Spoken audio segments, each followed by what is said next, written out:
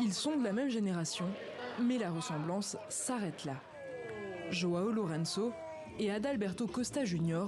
sont les représentants des deux partis favoris pour les élections législatives. À l'issue de celle-ci, les Angolais connaîtront leur président pour les 5 ans à venir. João Lourenço est l'actuel dirigeant du pays. Il représente le mouvement populaire de libération de l'Angola, au pouvoir depuis l'indépendance du pays en 1975.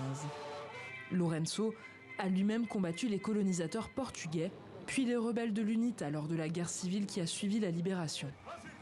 Au sein du MPLA, il gravit les échelons, mais reste dans l'ombre du président Dos Santos, qui règne sur le pays pendant 38 ans.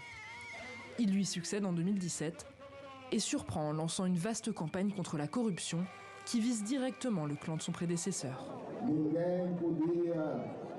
Personne ne peut enlever à notre parti cette vieille ambition. Mettre un terme à quelque chose qui nous a fait honte, la corruption. Nous avons brisé ce tabou et vraiment commencé à la combattre. Mais 5 ans plus tard, la vie quotidienne de la plupart des Angolais n'a pas vraiment changé.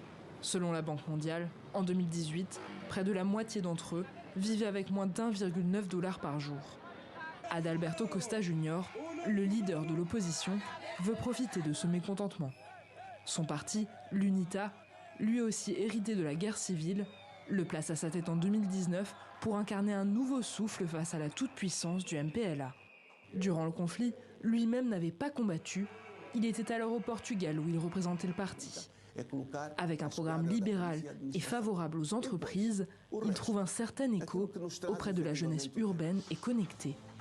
Sa stratégie passe d'ailleurs largement par l'utilisation des réseaux sociaux, sur lesquels il attaque le bilan de son adversaire. Le temps est venu de construire un pays meilleur, sans promesses irréalistes et sans projet mégalomane. Un Angola du travail où chacun a sa place et où chacun peut contribuer. Le temps est venu de mettre fin à la corruption, au vol.